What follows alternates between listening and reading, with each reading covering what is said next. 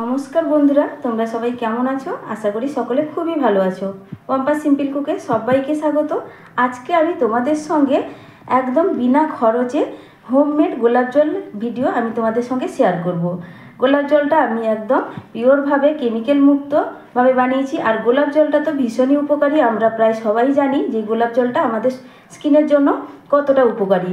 তো কিভাবে আমি একদম খুবই কম খরচে গোলাপ জলটা বানিয়েছি তার ভিডিওটা অবশ্যই শেয়ার করব বন্ধুরা। ভিডিওটা দেখার আগে তোমরা একটা লাইক দিয়ে ভিডিওটা দেখবে আর অবশ্যই ভিডিওটা ফুল দেখার চেষ্টা করবে। তাহলে চলো আমি কিভাবে একদমই খুবই কম খরচে কিভাবে এই হোমমেড গোলাপ জলটা বানিয়ে ফেললাম তোমাদের সঙ্গে শেয়ার করি। দেখো এখানে বন্ধুরা আমাদের ঘরের গাছে কতগুলো গোলাপ ফুল হয়েছে একসঙ্গে। তো আমি এই গোলাপ ফুলগুলোই কাজে লাগাবো। প্রত্যেকটা ফুল আমি এখান থেকে তুলে নেব। অনেকগুলোই ফুল হয়েছে এখানে। তো এই পরিমাণ যে ফুলটা হয়েছে সেটা কিন্তু আমার অনেকটা পরিমাণেই গোলাপ জল হয়ে যাবে। তো এক একটা করে ফুল আমি এখান থেকে তুলে নিচ্ছি।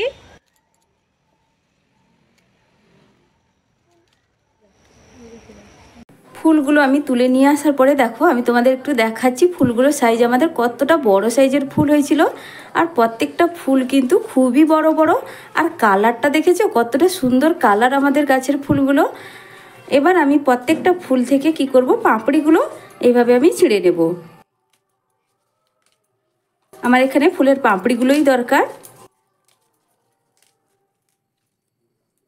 আর এই অংশটা আমি বাদ দিয়ে দিচ্ছি। একইভাবে সব ফুলের পাপড়িগুলো আমি খুলে নেব। আর এই গোলাপটার সেন্টটাও ভীষণ সুন্দর, খুবই সুন্দর সেন্টের গোলাপ এটা। তো এটা তো আমাদের বাগানের গাছের গোলাপ। তো তোমাদের ঘরের বাগানে যদি গোলাপ না থাকে তাহলে তোমরা বাজার থেকেও কিন্তু গোলাপ কিনে এইভাবে বানিয়ে নিতে পারো। আর এই ফুলের পাপড়ির মধ্যে যেগুলো একটু নষ্ট পাপড়ি বা পোকা হয়েছে সেই সব পাপড়িগুলো আমি এইভাবে বাদ দিয়ে দিচ্ছি। আর ভেতরের ভালো পাপড়িগুলো আমি নিয়ে নিচ্ছি এখানে। আর বাজারে তো এখন গোলাপ ফুলের খুবই সস্তা, কারণ এখন গোলাপের সিজন। আর এখন তো অল সিজনেই গোলাপ পাওয়া যায়। তো এখানে দেখো গোলাপের পাপড়িগুলো কতটা পরিমাণ বেরিয়েছে। যেহেতু গোলাপগুলোর সাইজটা অনেক বড় তার জন্য কিন্তু পাপড়ির পরিমাণটা কিন্তু অনেকটাই বেরিয়েছে। এবার এই পাপড়িগুলোকে আমি ভালো করে পরিষ্কার করে ধুয়ে নিব, কারণ ধুয়ে নেওয়াটা জরুরি। আমরা এটা স্কিনের জন্য ব্যবহার করব, তাছাড়াও এই গোলাপ জল রান্নার কাজেও লাগে। তো এবার চলো আমি পাপড়িগুলো ভালো করে ধুয়ে পরিষ্কার করে নিই। এবার এখানে একটা বড় পাত্রের মধ্যে আমি নিয়ে নিয়েছি কিছুটা পরিমাণ জল। সেই জলের মধ্যে আমি গোলাপের পাপড়িগুলো দিয়ে দিচ্ছি, দিয়ে ভালো করে ধুয়ে নিতে হবে। তো আমি এখানে কিন্তু 2 বার মতো জল পাল্টে পাল্টে ধুয়ে নেব। তো অনেক সময় এর মধ্যে নোংরা থাকে বা পোকামাকড় থাকে, ভালো করে ধুয়ে পরিষ্কার করে নিতে হবে প্রথমেই।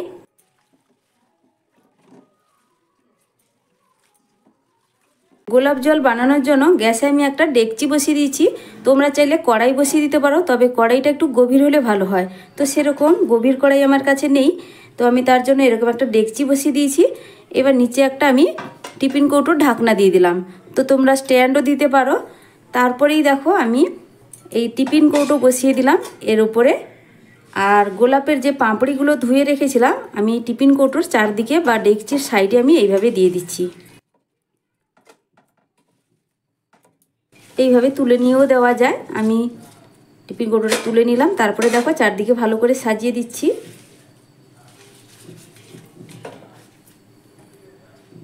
তারপরে আবারও বসিয়ে দিলাম, বাকিগুলো দিয়ে দিব।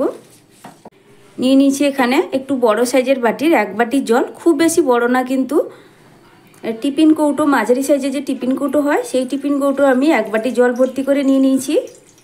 এবার সাইড থেকে আমি জলটা দিয়ে দিলাম।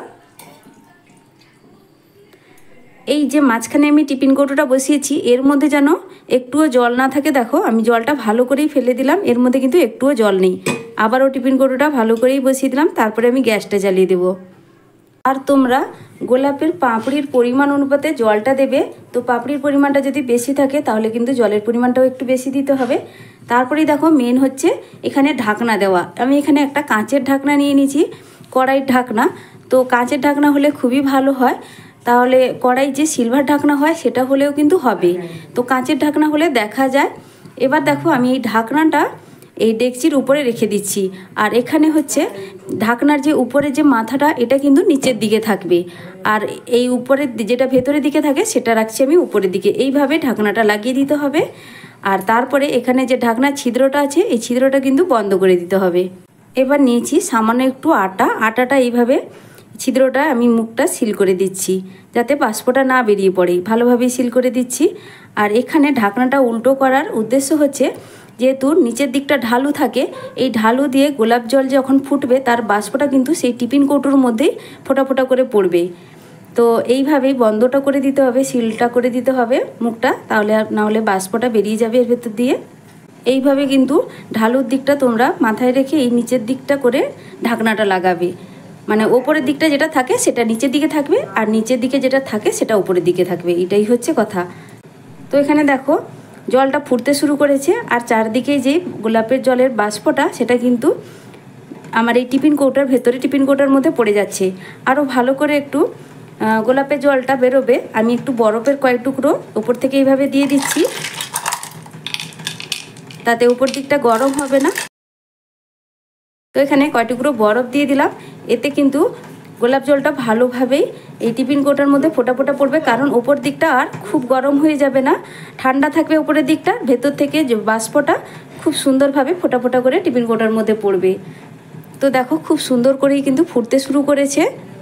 এখানে দেখো কত সুন্দরভাবে জলটা বাষ্প হয়ে টিফিন কৌটার মধ্যে ফোঁটা ফোঁটা করে পড়ছে। আর ওপরের বরফ দেওয়ার জন্য ওপরের যে ঢাকনাটা খুব বেশি গরম হবে না। এইভাবে তোমরা বরফ দেওয়ার চেষ্টা করবে, তাতে উপরের দিকটা টেম্পারেচার স্বাভাবিক থাকবে, আর ভেতরে জলটা, গোলাপ জলটা ফুটে বাষ্প হয়ে কৌটোর মধ্যে, টিফিন কৌটোর মধ্যে খুব সুন্দর হয়ে পড়ে যাবে। তো তোমরা প্লেটও রাখতে পারো ভেতরের মধ্যে। চারিদিকে কি সুন্দর করে জলটা একটা জায়গায় দেখো পড়ে যাচ্ছে, কত সুন্দর।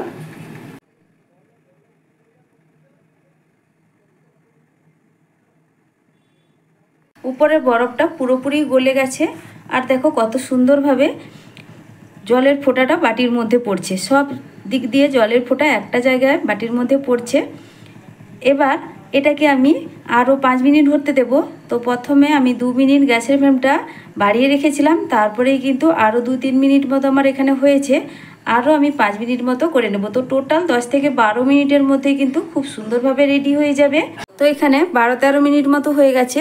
আমি এবার ঢাকনাটা উপর থেকে তুলে নেব, আর খুবই সাবধানে তুলতে হবে, কারণ ওপরে যে বরফ গলা জলটা আছে সেটা কিন্তু ভীষণই গরম। তারপরে দেখো এখানে গোলাপ জলের পরিমাণটা কতটা হয়েছে, অনেকটাই পরিমাণ কিন্তু আমার এখানে গোলাপ জল হয়েছে। আমি এটাকে খুব সাবধানেই তুলে নিচ্ছি। আর দেখো অনেকটা পরিমাণ কিন্তু এখানে গোলাপ জলটা জমেছে। আমি এবার এটাকে ঠান্ডা করার জন্য একটা জায়গায় রেখে দেব। গোলাপ জলটা এখানে পুরোপুরি ঠান্ডা হয়ে গেছে। এবার আমি এটাকে শিশির মধ্যে ভরে দেব।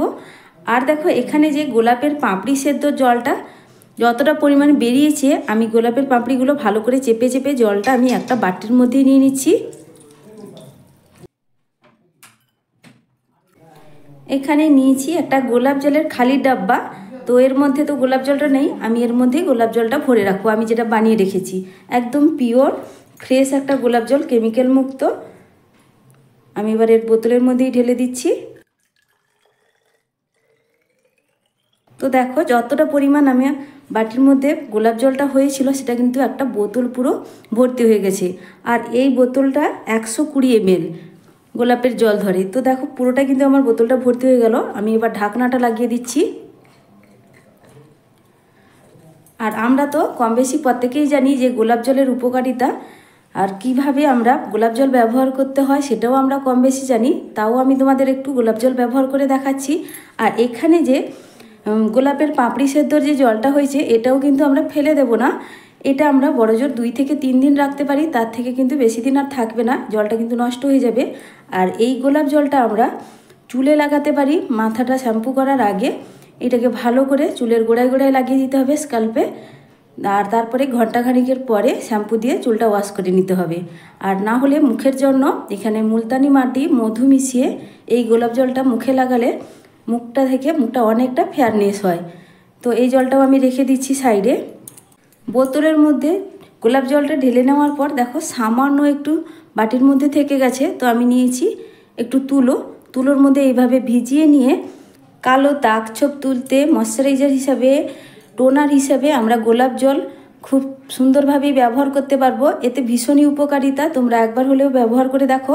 আর এই গোলাপ জল বানাতে তো কোনো রকমই খরচা হলো না আমার, তো আমি যেহেতু ঘরের বাগানের ফুলটা তুলেই গোলাপ জলটা বানিয়েছি। তো তোমরা যদি বাজার থেকে ফুলটা কেনো তো ফুলের দাম তো খুব বেশি না, খুব সহজেই কিন্তু কম পয়সায় তোমরা এইভাবে বাড়িতে একদম কেমিক্যাল মুক্ত গোলাপ জল বানিয়ে ফেলতে পারবে। আর দীর্ঘদিন পর্যন্ত এটা স্টোর করে রাখতে পারবে। এই জলটা কিন্তু অনেক দিন পর্যন্ত আমার চলে যাবে। তো তোমরা ফুল অনুপাতে গোলাপ জলের পরিমাণটাও হবে। তো আমার এই আজকে গোলাপ জল বানানোর পদ্ধতিটা কেমন লাগলো তোমাদের অবশ্যই কমেন্ট করে জানাবে। আর যদি ভালো লেগে থাকে প্লিজ বন্ধুরা লাইক শেয়ার সাবস্ক্রাইব করে দেবে। ফিরে আসছি নতুন এক কোনো ভিডিও নিয়ে।